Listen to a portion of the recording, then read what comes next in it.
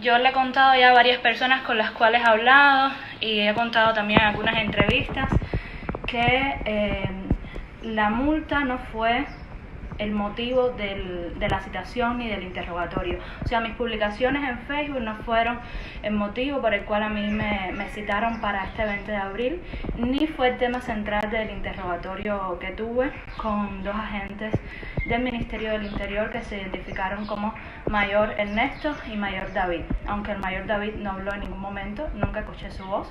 Y de hecho también cuando intentaba sostenerle la mirada, enseguida bajaba los ojos.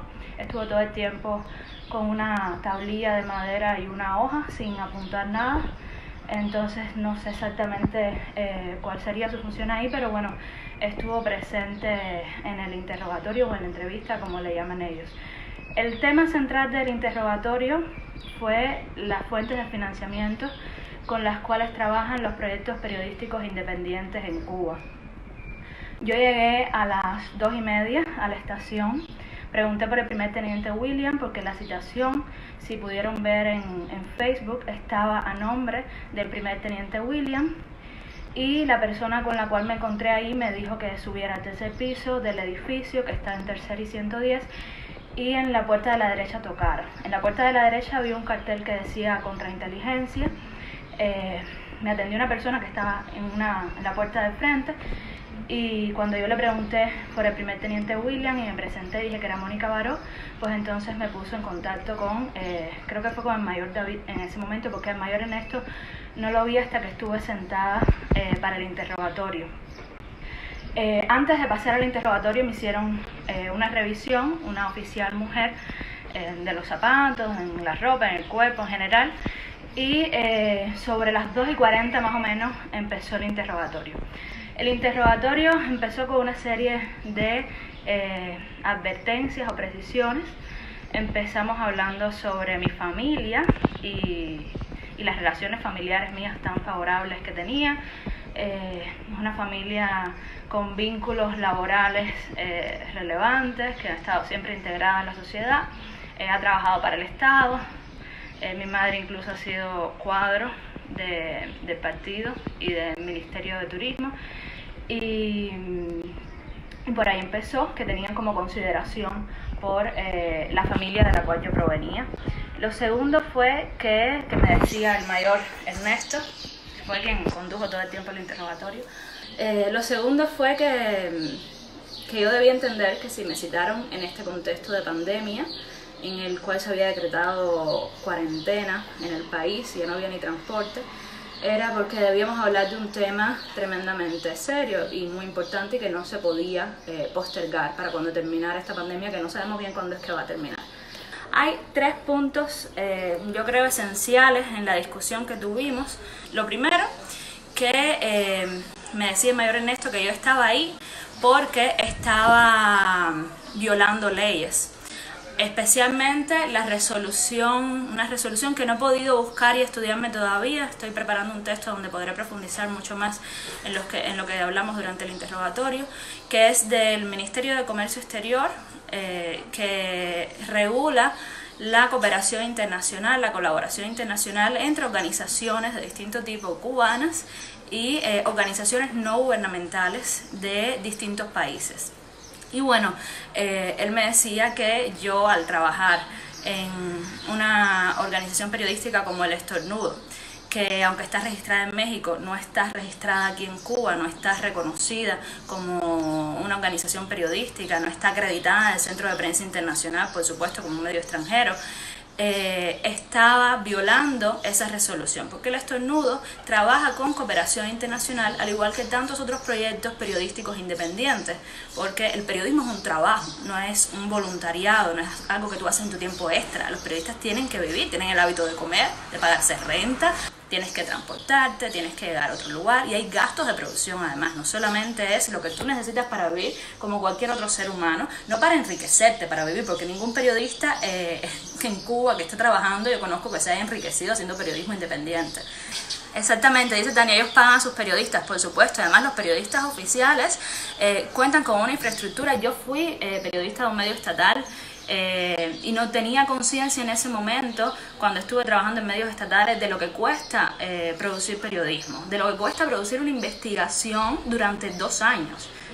Incluso en lugares periféricos, lo que cuesta en alimentación, en electricidad, en transporte, en un montón de cosas. Y en los medios estatales está garantizado menos el transporte porque hay piqueras. Si vas a provincia hay garantizado alojamiento, hay garantizado alimentación, está garantizado el internet, la electricidad, los equipos, incluso las computadoras, celulares, telefonía, si necesitas hacer llamadas y toda una serie de condiciones que facilitan el trabajo periodístico. Los medios independientes, la mayoría en primer lugar, ni siquiera cuentan con una redacción. El Estornudo no tiene una redacción, no tiene ni siquiera un sitio donde hacer una reunión editorial. No hay una oficina, no hay un lugar al que ir a trabajar, no hay una piquera, no hay un carro, no hay una grabadora. O sea, todo lo hacemos con nuestros propios recursos. Y eso, por supuesto, que lleva dinero, lleva presupuesto. Entonces, ya una vez superado esto de que por supuesto que los periodistas tenemos que vivir y que tenemos que gastar dinero para producir las historias, mi punto en el interrogatorio es que esas leyes que supuestamente, o que supuestamente no, que nosotros estamos violando, en primer lugar son leyes que están violando nuestros derechos, que son derechos humanos universales e inalienables. Entonces, en mi criterio, fue lo que le dije al mayor, esas leyes no pueden estar por encima de derechos humanos. Y cuando las leyes son injustas, hay que transformarlas de alguna manera. Y a veces la manera de transformar esas leyes es ejerciendo los derechos que esas leyes están negando. Entonces, lamentablemente, o sea, yo no quisiera, se lo dije al mayor Ernesto, se lo digo ahora si me está viendo también, yo no quiero infringir ninguna ley, no es algo que me propongo. Sencillamente, yo no tengo personalidad jurídica en Cuba, yo no estoy acreditada como periodista, yo no tengo una licencia para ejercer. Si ellos nos legalizaran, nos permitieran inscribirnos, mañana mismo yo voy y pago mis impuestos como cualquier periodista y cumplo todas las leyes que haya que cumplir. Pero lo primero para que me exijan a mí cumplir una resolución del Ministerio de Comercio Exterior es que legalicen el Estornudo, es que permitan registrarse el Estornudo como un proyecto periodístico independiente.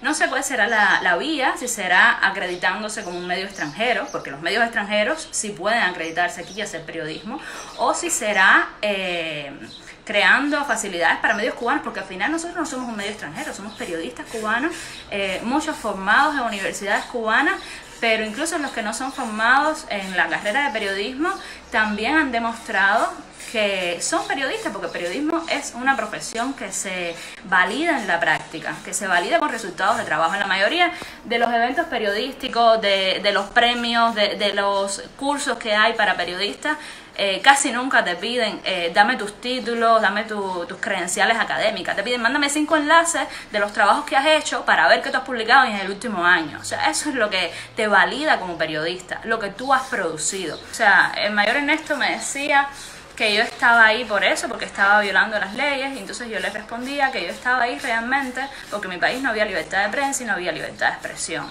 Entonces es como dos versiones de una historia en que él me ve como una persona que infringe leyes y yo me veo como una persona que está privada de sus derechos. Lo que pasa es que la diferencia es que la disparidad de poderes que hay y de fuerzas entre el mayor Ernesto y yo es muy grande. En primer lugar porque yo no pude elegir no estar ahí. Hay personas que me dijeron que yo no debía haber ido al interrogatorio porque la citación no cumplía con lo establecido en la ley de procedimiento penal, pero yo consideré que el declararla nula solamente iba a postergar más ese momento y iba a tener que enfrentarme a ese interrogatorio en un momento en que la pandemia, toda la situación con el nuevo coronavirus fuera incluso más grave, porque cada día la situación empeora, y es lo que se tiene previsto a pesar de todos los esfuerzos que están haciendo las autoridades médicas y los médicos en general del país y los periodistas también para tratar de mantener a la población lo más a salvo posible. Y por eso fue que yo decidí aceptar esa situación, porque no tenía sentido hacer un interrogatorio en un contexto incluso peor, y declararla nula solamente iba a conllevar a postergarla. El otro tema del interrogatorio era que el que pagaba manda. Yo en el texto que voy a escribir para el Estornudo voy a hablar sobre las fuentes de financiamiento del estornudo más profundamente. Es un tema sumamente complicado.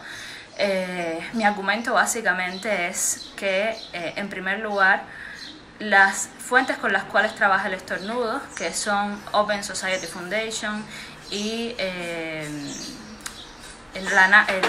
Fondo Nacional para la Democracia, no interfieren en la producción de contenidos del estornudo, en las agendas, en las decisiones editoriales y mucho menos en lo que escriben los periodistas, mucho menos en sus artículos de opinión. En primer lugar, la mayoría de los artículos de opinión controversiales que salen en el estornudo, como podrían ser los de Juan Orlando Pérez, Rafael Rojas, que son quizás las figuras más visibles, son de personas que no viven del estornudo. O sea, ni Rafael Rojas, ni Juan Orlando Pérez, ni Carlos Manuel Álvarez viven de lo que opinan en el estornudo.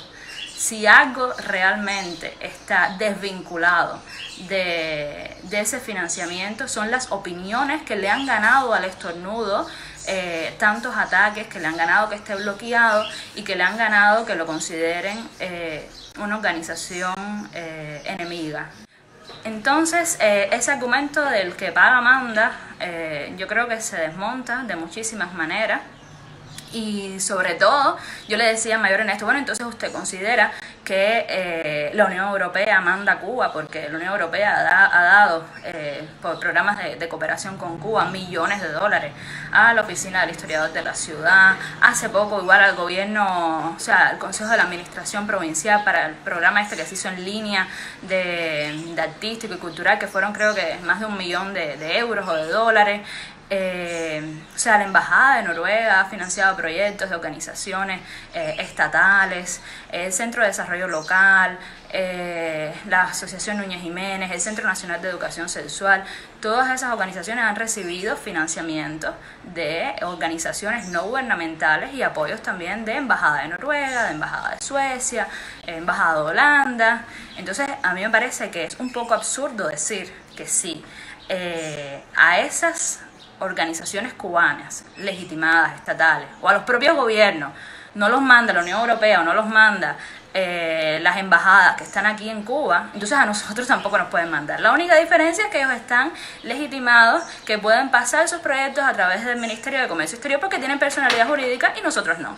Ya, yo insisto, y le decía a Mayor, de verdad, o sea, permítanos inscribirnos, que al día siguiente nosotros vamos a amanecer inscribiéndonos para ejercer el periodismo, para estar acreditados, para mandar nuestras preguntas a la conferencia del Dr. Durán, para hacer todas las cosas como los periodistas hacen en cualquier lugar del mundo, o al menos en donde hay un mínimo de libertades de prensa. Y lo que sí hemos visto, lo que he visto yo, es que muchos periodistas han debido dejar el país, se han exiliado. Es dramático la cantidad de periodistas independientes que se han ido del país, no a hacer periodismo de investigación.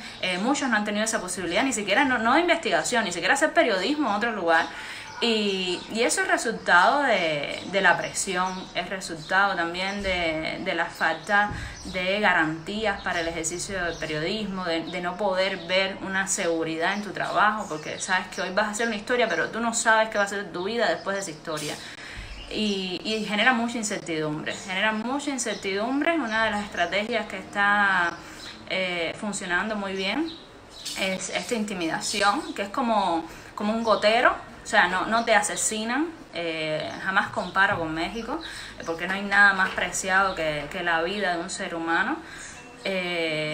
No pasa quizás lo que pasa en Honduras, no enfrentamos ese tipo de violencia, pero es una violencia y una represión mucho más sofisticada que al final te desgasta también y al final psicológicamente te destruye y hace que la gente o termine desistiendo de la profesión o termine yéndose a otro país. O sea, quienes están en medios independientes o quienes tienen amigos en medios independientes lo saben, quienes han leído las publicaciones lo saben. Es difícil encontrar en una publicación a alguien que sea autor durante más de 4 o 5 años, o sea, durante más de un año, porque es mucha la presión y no es casual que tanta gente se vaya, no es porque estén buscando una mejor vida, porque tampoco es que lleguen a la emigración a ser reyes ni reinas de nada. O sea, no están buscando una mejor vida, están buscando sencillamente una salida, porque ya no resisten aquí trabajar como periodistas independientes.